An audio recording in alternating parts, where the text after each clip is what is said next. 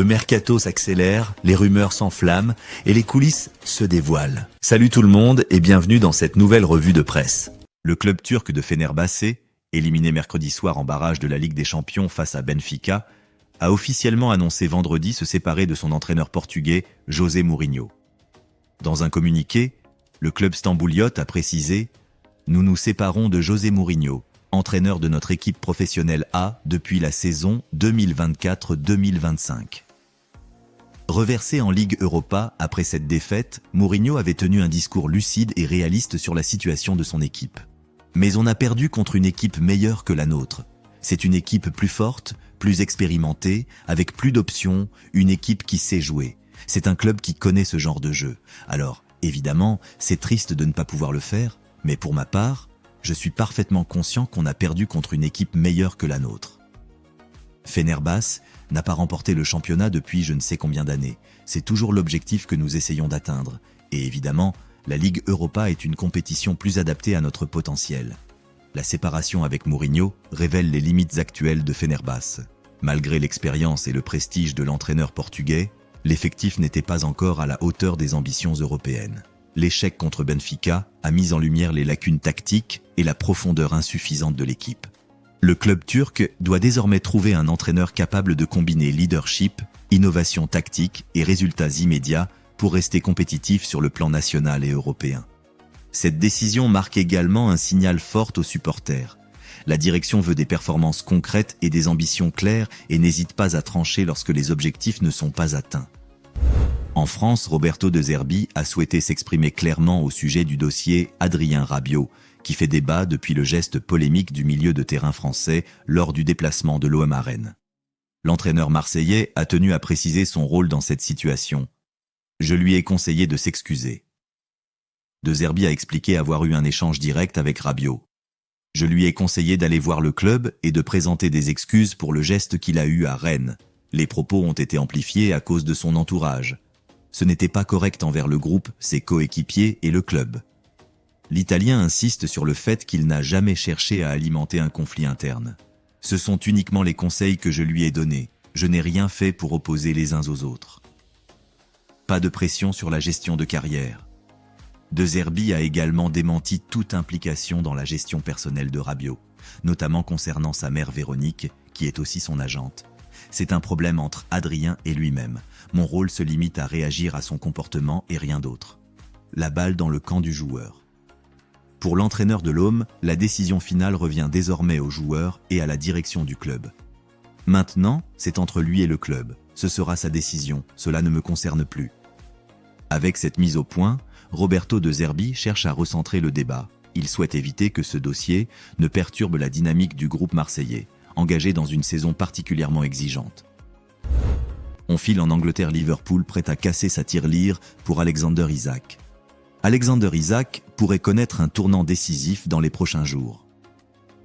Selon plusieurs sources britanniques, Liverpool s'apprête à soumettre une nouvelle offre de 130 millions de livres sterling, environ 152 millions d'euros, pour l'attaquant suédois de Newcastle, après que sa première proposition de 110 millions de livres sterling ait été rejetée il y a quelques semaines. De son côté, Eddie Howe prépare déjà l'avenir.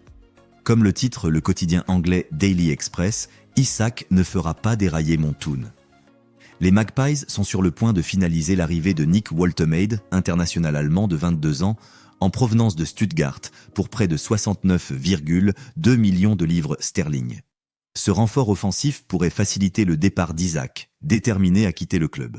Toujours selon la presse anglaise, Newcastle ne compte pas brader son attaquant et l'évalue à 150 millions de livres sterling. Mais le joueur, en froid avec sa direction et écarté du groupe pro depuis début août, pousse pour un transfert avant la fermeture du mercato. Liverpool reste donc attentif et pourrait frapper un énorme coup d'ici lundi soir, date limite du marché des transferts. Si le transfert venait à se concrétiser, il s'agirait d'un record absolu en Premier League et d'un signal fort envoyé par Liverpool dans la course au titre. Arne Slot, qui avait déjà évoqué la difficulté de rivaliser avec Manchester City la saison passée, pourrait s'appuyer sur un trio offensif explosif composé de Mohamed Salah, Alexander Isak et Hugo Ekitike. Pour Newcastle, la perte d'Isak serait un coup dur sportivement, mais l'arrivée de Woltemade et l'intérêt pour d'autres profils comme Jørgen Strand Larsen, Wolves, ou Yohan Wissa, Brentford, montrent que le club anticipe déjà l'après-Isaac.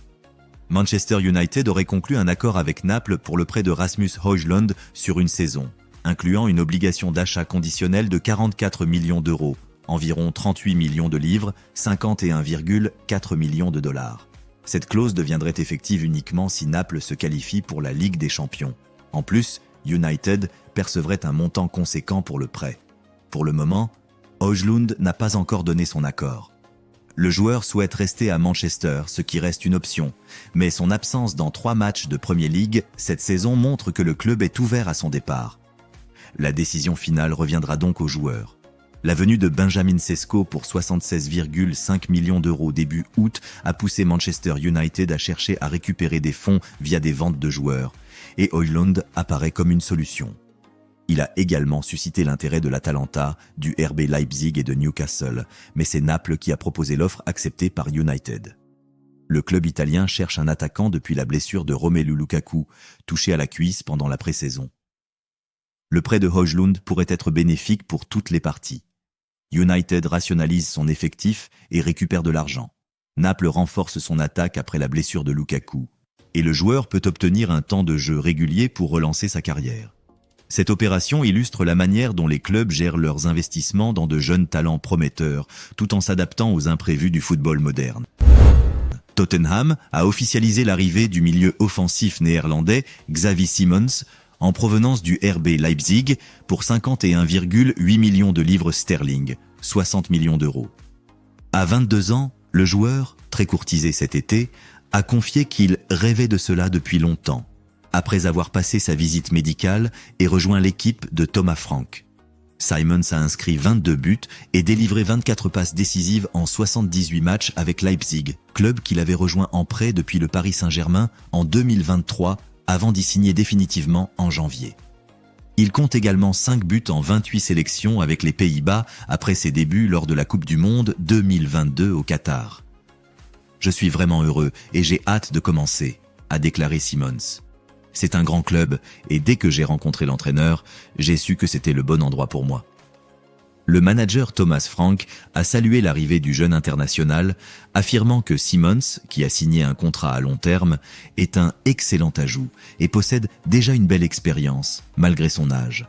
Cette signature suit les arrivées estivales de Joao Palhinha et Mohamed Kudus, renforçant un Tottenham ambitieux pour la saison à venir. Le FC Bayern insiste pour finaliser l'accord avec Nicolas Jackson avant lundi et la clôture du mercato. Selon Fabrizio Romano, les prochaines heures seront décisives et les négociations semblent enfin prendre un vrai rythme. Contrairement aux rumeurs évoquant des clubs italiens, aucun accord concret n'a jamais été proche. Le Bayern joue la carte de l'anticipation pour devancer les clubs anglais et cette stratégie révèle sa volonté de verrouiller rapidement un attaquant prometteur avant toute surenchère. Cette démarche montre que le Bayern ne veut pas se retrouver dans une course effrénée à la dernière minute. En anticipant l'intérêt anglais, le club bavarois sécurise un profil offensif qu'il estime capable d'apporter immédiatement, tout en envoyant un signal fort aux autres clubs. Munich est actif et déterminé sur le marché. Cela peut aussi influencer d'autres joueurs ciblés par le club qui verront la rigueur et la rapidité du Bayern comme un avantage pour rejoindre l'équipe. Voilà pour ce tour d'horizon complet du mercato et de l'actualité foot en Europe. Entre tensions, transferts et jeunes talents qui se révèlent, la saison promet d'être intense. Si vous voulez rester connecté à toutes les infos et analyses foot, abonnez-vous dès maintenant et activez la cloche pour ne rien manquer. À très vite sur la chaîne.